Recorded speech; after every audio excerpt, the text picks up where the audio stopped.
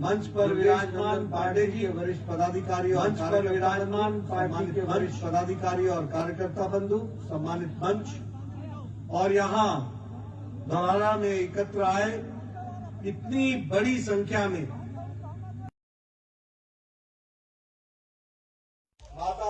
मातृशक्ति, माताएं, बहनें, मेरे बुजुर्ग और मीडिया के मेरे साथी, प्रिंट मीडिया और इलेक्ट्रॉनिक मीडिया के मेरे साथी,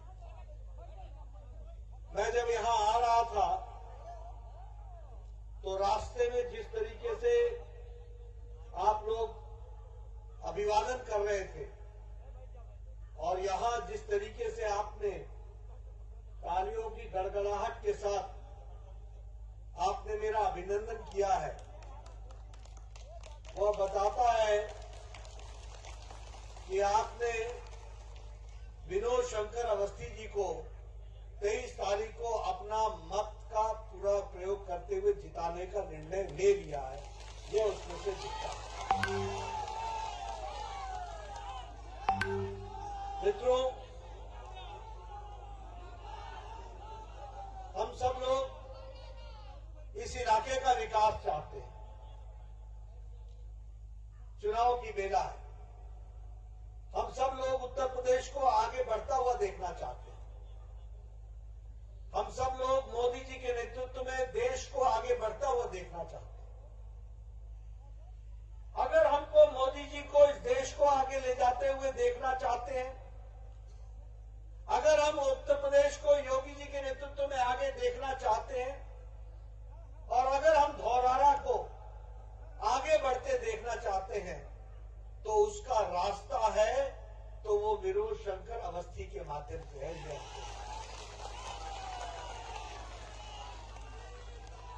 और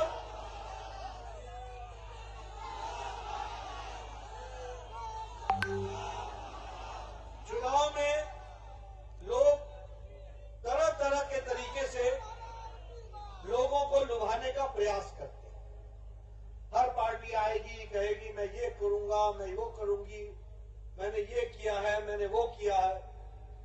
एक बात याद रखना, कभी किसी को इस आधार पर वोट मत देना कि वो क्या करेगा। हमेशा वोट इस आधार पर देना कि वह नेता और पार्टी पीछे क्या करती रही है, वही आधार बनेगा कि वह आगे क्या करेगा।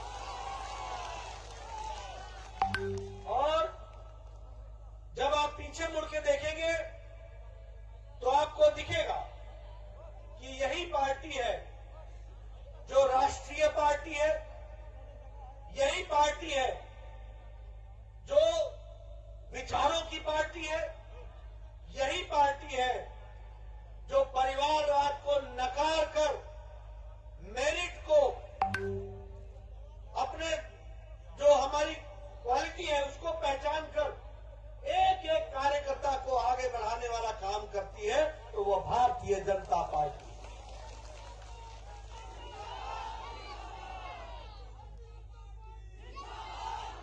बाकी सभी पार्टियों में परिवार का ही आदमी अध्यक्ष होगा और परिवार का ही आदमी उपाध्यक्ष होगा। बाकी सभी पार्टियों में किसी भी मेहनतकश व्यक्ति को जिसमें सामर्थ्य है उसको बढ़ने का अधिकार नहीं है। उन पार्टियों में सिर्फ परिवार में ही पैदा होना पड़ता है। अगर बढ़ सकते हो तो बढ़ोगे, नहीं तो नहीं बढ़ोगे। ये बीजेपी है जहां साधारण परिवार से निकलकर भारत के प्रधानमंत्री बन सकते हैं, तो नरेंद्र मोदी बन सकते हैं। ये बीजेपी ही कर सकती है।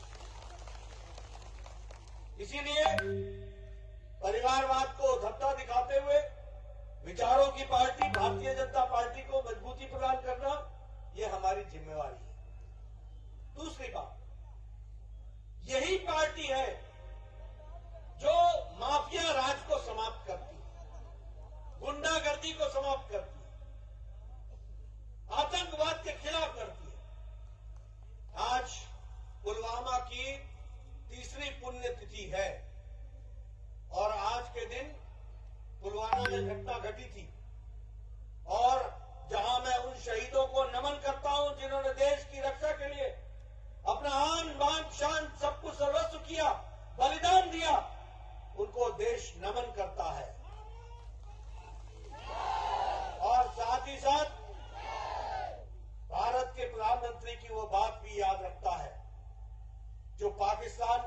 कही थी कि तुमने बहुत बड़ी गलती कर दी है, तुमको इसका खमियाजा भुगतना पड़ेगा और तुम्हें हम घर में घुस कर मारेंगे, इस बात को उन्होंने कहा। और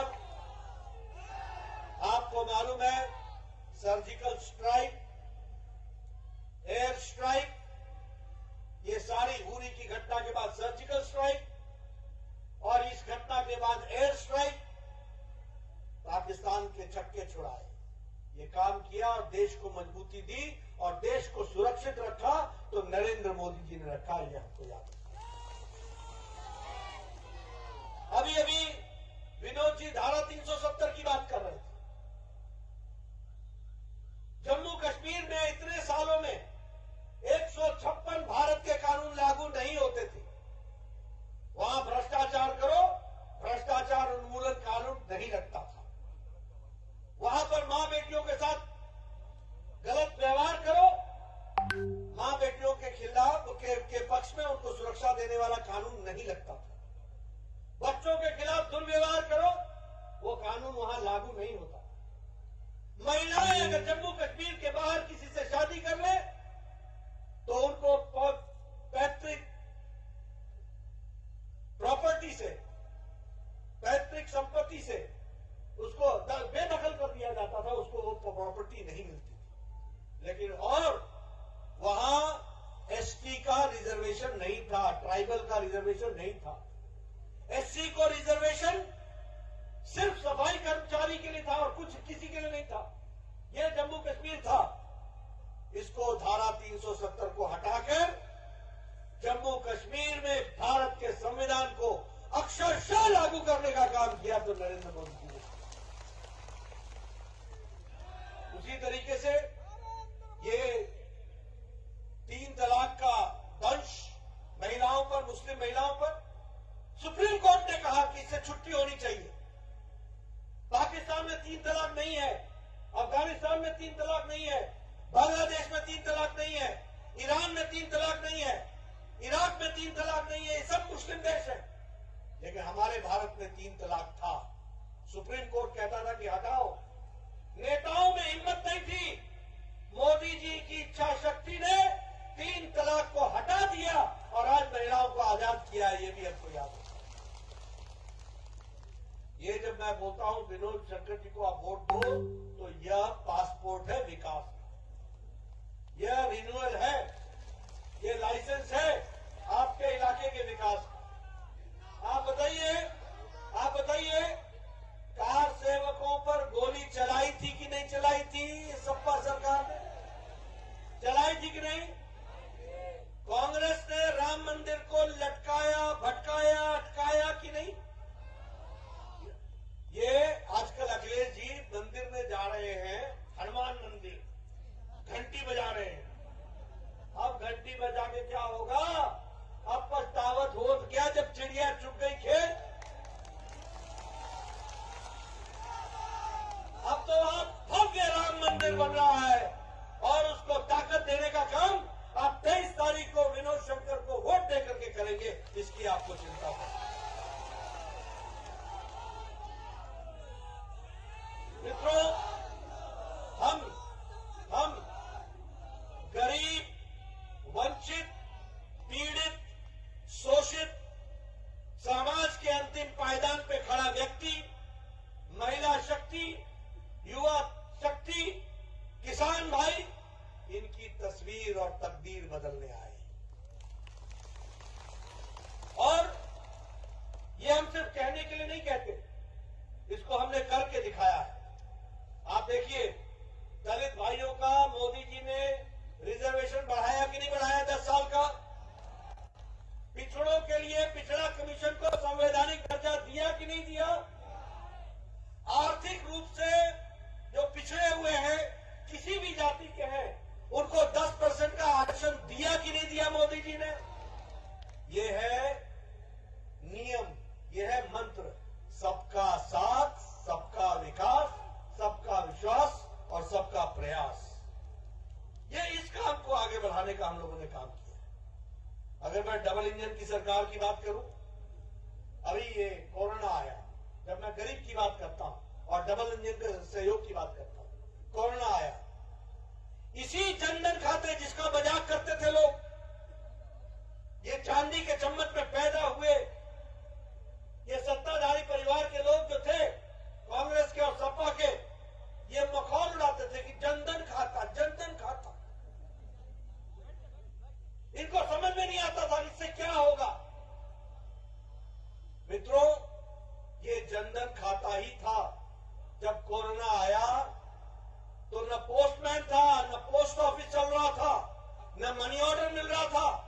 उस समय 20 करोड़ बहनों के खाते में लॉकडाउन की अवस्था में 500 रुपए पहुंचाने का काम मोदी जी ने जनधन खाते के माध्यम से। उसी तरीके से प्रधानमंत्री आवास योजना, इस प्रधानमंत्री आवास योजना में देश भर में 1,76,00,000 मकान बने हैं पिछले 3 साल। 1,76,00,000 और उत्तर प्रदेश में 42 लाख बने हैं।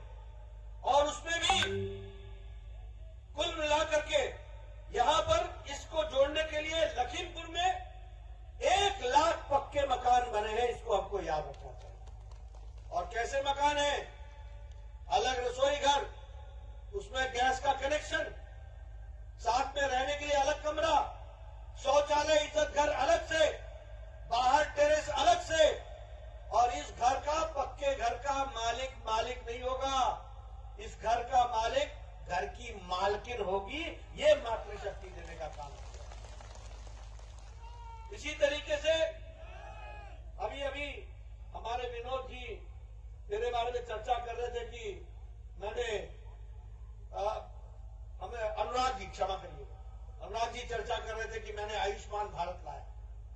मुझे खुशी है कि आदरणीय प्रधानमंत्री जी ने मुझे ये मौका दिया और उनके आशीर्वाद से दुनिया का सबसे बड़ा स्वास्थ्य के दृष्टि से गरीब आदमी को रक्षा करने का कार्यक्रम आयुष्मान भारत को मुझे मेरे समय में प्रधानमंत्री के आशीर्वाद से लागू करके दिया भारत में। इसको भी हमको ध्यान रखना है। आदरणीय प्रधानमंत्री जी ने कहा कोई गरीब बिना इलाज के न रहे। प्रधानमंत्री जी ने कहा ये गरीब स्वस्थ रहे, ये गरीब अच्छे से आगे बढ़े। और आपको मालूम होना चाहिए कि 50 करोड़ की जनता के लिए, गरीब लोग 50 करोड़ यानी देश की 40% आबादी। कौन है ये लोग? रेडी वाला, फेड़ी वाला, रिक्शा वाला, ठेले वाला, सब्जी वाला, कूड़ेदान से कूड़ा इकट्ठा करने वाला, सफाई कर्मचारी, लिफ्टमैन, ऑटो रिक्शा चलाने वाला, टैक्सी चलाने वाला, क्लीनर जो ट्रक को साफ करता है और जो गाड़ियों को साफ करता है, हमारे बाल काटने वाला। ऐसे गरीब लोगों को मोदी जी ने हर साल 5 लाख रुपए का स्वास्थ्य का हेल्थ कवर दिया ताकि वो गंभीर बीमारी से इलाज करा सके। ये व्यवस्था की। इससे पहले क्या था? अगर किसी गरीब के घर में कैंसर हो जाए तो समझो खेत बिक गया, समझो मकान बिक गया। अगर किसी के हार्ट का ऑपरेशन आ जाए तो वो अपाहिज की तरह जीवन व्यतीत कर देता था, लेकिन वो ऑपरेशन नहीं कराता था क्योंकि उसके पास पैसे नहीं होते थे। और अगर ऑपरेशन कराएगा तो उसका घर बिक जाएगा। ये स्थिति थी। आज मोदी जी ने हर साल एक परिवार को और 50 करोड़ लोगों को 5 लाख रुपए का हेल्थ कवर दिया है। ये भी हमको याद रखना चाहिए। उसी तरीके से उज्ज्वला योजना में 11 करोड़ लोगों को, 10 करोड़ लोगों को गैस का कनेक्शन दिया गया। 1.5 करोड़ को उत्तर प्रदेश में दिया गया और लखीमपुर में 4,40,000 बहनों को गैस का कनेक्शन दिया गया। ये भी याद रखना चाहिए। स्वच्छ भारत के तहत 11 करोड़ शौचालय बने, 11 करोड़, और 1,95,00,000 यानी 2 करोड़ शौचालय उत्तर प्रदेश में बने हैं। ये याद रखना चाहिए। और मित्रों, ये शौचालय ही नहीं है। आप सोचो महिलाओं की क्या स्थिति होती होगी। ये चांदी के चम्मच के साथ पैदा हुए लोगों को क्या मालूम? ये गरीब के घर में पैदा होने वाला प्रधानमंत्री नरेंद्र मोदी जानता है। जब 11 करोड़ बहनें इस देश में आजादी के 70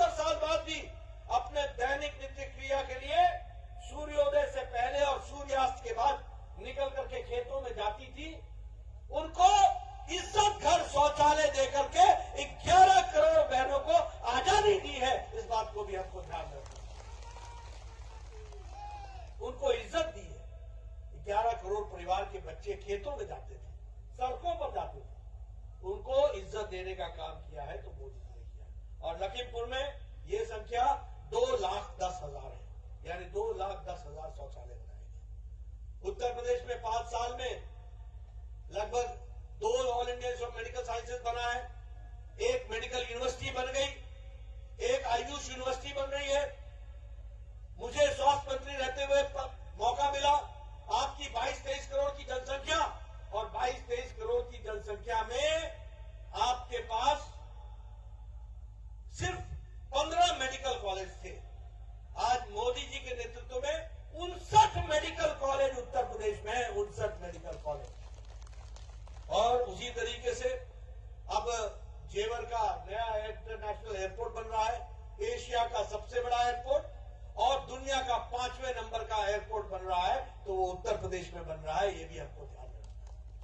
अब ये हाईवेज बन रहे हैं, सामने सामने से हाईवे जा रहा है, 4 लेन 6 लेन, कोई पूर्वांचल एक्सप्रेस, कोई गंगा हाईवे, कोई बुंदेलखंड एक्सप्रेस हाईवे, कोई गोरखपुर लिंक एक्सप्रेस हाईवे, 4 लेन 6 लेन।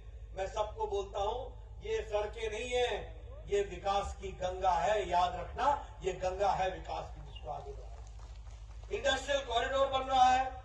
इस बार के केंद्रीय बजट में 60 लाख लोगों को 1 साल में नौकरी देने के लिए प्रोडक्शन लिंक्ड इंसेंटिव के तहत काम चल रहा है। 25,000 किलोमीटर सड़क 1 साल में बनेगी भारत में, और सड़क कैसी होगी? 4 लेन 6 लेन। कितना खर्च होगा? 20,000 करोड़ रुपए खर्च होगा 1 साल के अंदर। इसको हम ध्यान में रखें। केन बेतवा प्रोजेक्ट के तहत 15 हमारे जिले ऐसे हैं, बुंदेलखंड के और मध्य प्रदेश के भी, जहां पानी पीने को नहीं था, वहां 62 लाख लोगों को पीने का पानी की व्यवस्था की जाएगी। ये हम आपको बताना चाहते हैं। लेकिन मित्रों, एक बात मैं बताना चाहता हूं, ये तब संभव है जब आप अपना लाइसेंस 5 साल के लिए इनको देंगे, विनोद जी को। ये आपको याद रखना,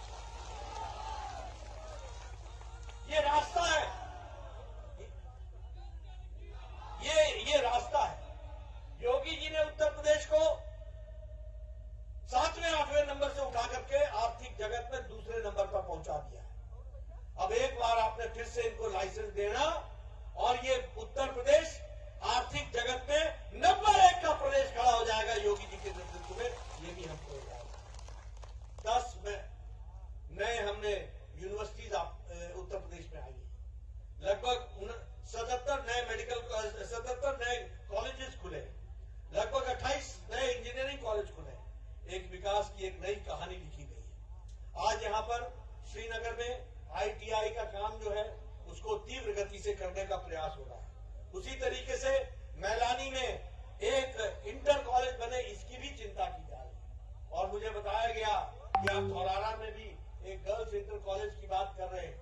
अब चुनाव में मैं आया हूं, बोल तो सकता नहीं हूं, लेकिन मेरी मुस्कान तो आपको बता नहीं होगी कि मैं क्या कहना चाहता हूं। लेकिन ये भारतीय जनता पार्टी है, चाहे कॉलेज हो, चाहे स्पोर्ट्स ग्राउंड हो, चाहे विकास हो, ये करने का काम कोई करता है तो वो भारतीय जनता पार्टी करती है। ये हमको ध्यान में रखना है। और इसलिए अगर विकास कराना है तो यह जरूरी है कि विनोद जी को विधानसभा भेजना है, इसकी हमको चिंता है। धौरारा के लोकसभा क्षेत्र में, सुन लो दोस्तों, धौरारा के लोकसभा क्षेत्र में 198 किलोमीटर की सड़क स्वीकृत हुई है, और उसमें 200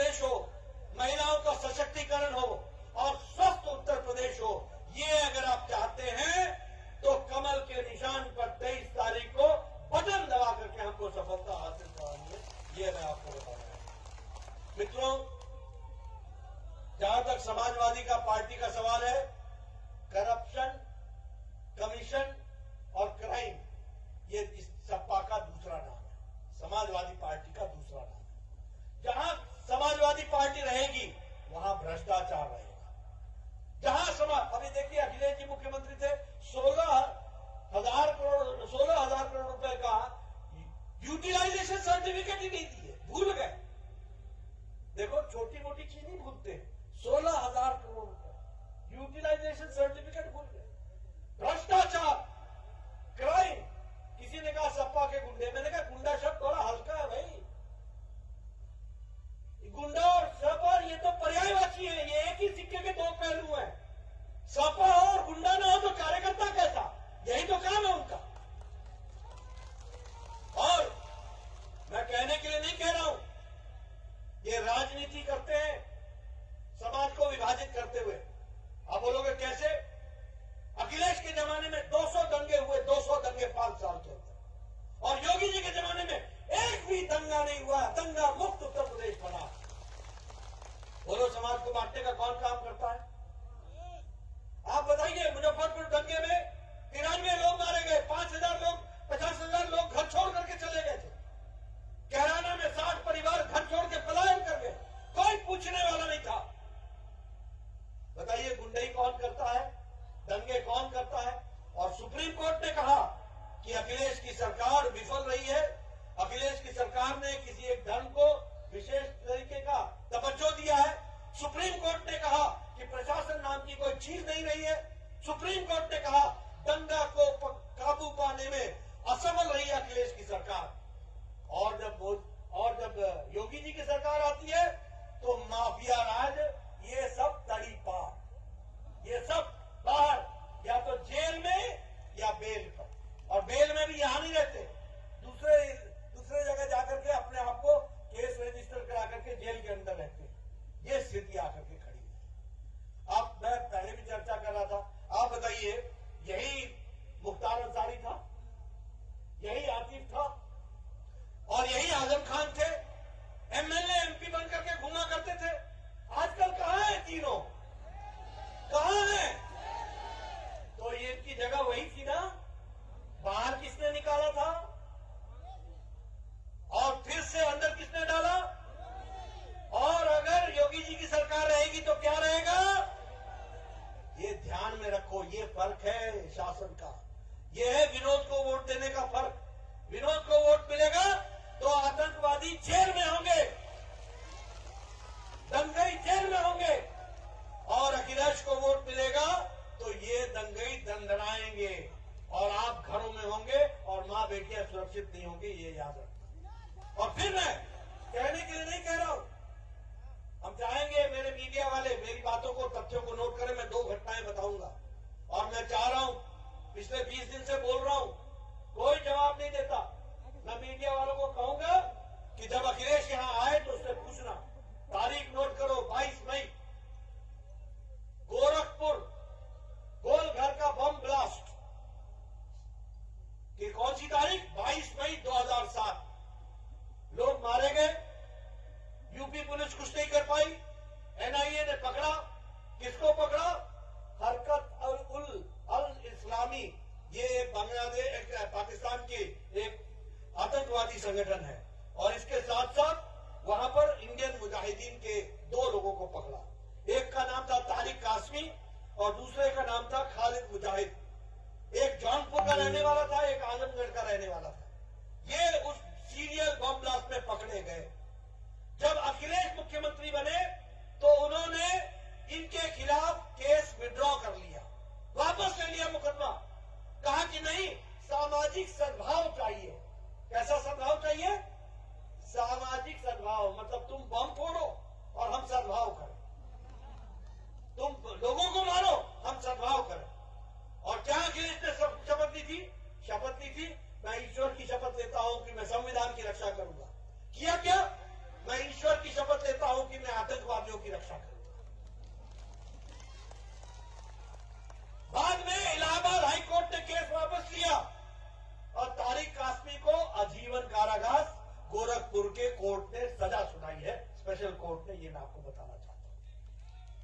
दूसरी घटना सुन लो, 31 दिसंबर 2007 रामपुर में CRPF central reserve police force के कैंप पर AK-56 राइफल के साथ, गोलियों के साथ वहां अटैक हुआ, आतंकवादी अटैक हुआ। 7 जवान मारे गए। 7 जवान वो थे जिनकी माताएं का कोख सूना हो गया,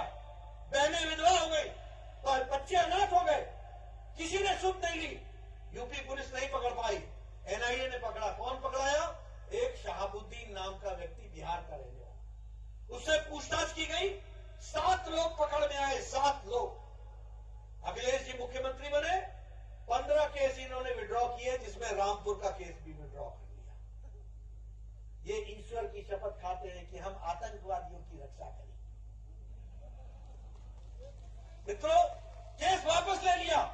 इलाहाबाद हाईकोर्ट ने कहा तुम केस वापस नहीं ले सकते हो, भारतीय संविधान के तहत केस चलेगा। आपको जानकर के खुशी भी होगी और संतोष आएगा कि 4 को सजाए मौत हुई और 3 को आजीवन कारावास हुआ, जिसको अखिलेश छोड़ रहा था। मित्रों, मैं यहां एक बात कहना चाहता हूं, आप सब किसान के बेटे हो, आप तो चावल के एक दाने से किसान के चावल की किस्म पहचान लेते हो, तो हम भी तो राजनीति में हैं। राजनेता की एक छोटी सी हरकत से हम पता लगा लेते हैं कि राजनेता की नीयत क्या है। उनकी नीयत क्या है? उनकी नीयत है गुंडों को साथ लेना, उनकी नीयत है आतंकवादियों को परिचय देना, उनकी नीयत है देश में खलबली मचे। और बात करते हैं विकास की, विकास होता है, बिल्कुल होता है, सपा में विकास होता है। एक ही परिवार से 50-50 लोग, कोई एमपी, कोई एमएलए, कोई जिला परिषद, कोई विकास क्यों नहीं हो रहा? हो ही रहा है। एक ही परिवार का विकास होता है। बाकी आप सब लोग डबली बजाने के लिए बजाते रहो। मित्रों, ये भारतीय जनता पार्टी है। कभी आपने सोचा था कि साधारण परिवार से आने वाला विरोध हमारा विधानसभा में पहुंचेगा? ये आपके आशीर्वाद से 23 तारीख को आप इसको समर्थन देंगे और 10 तारीख को ये विधानसभा में होगा और धौरारा का विकास करेगा।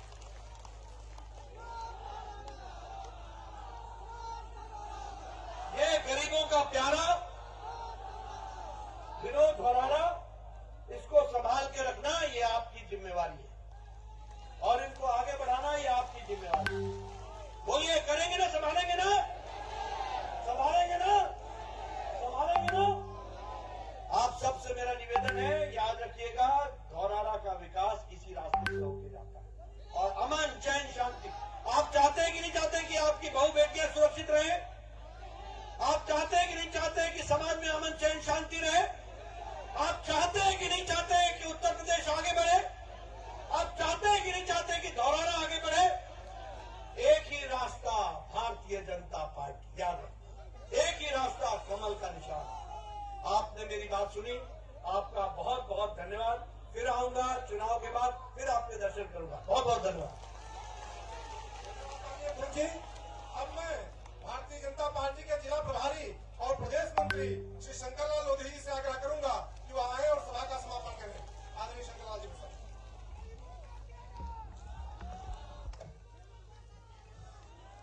आज माननीय राष्ट्रीय अध्यक्ष जी, माननीय राष्ट्रीय उपाध्यक्ष जी एवं मंचासीन सभी नेताओं का मैं बहुत आभार व्यक्त करता हूं। एक एक कार्यकर्ता को मैं बहुत धन्यवाद और आभार ज्ञापित करता हूं कि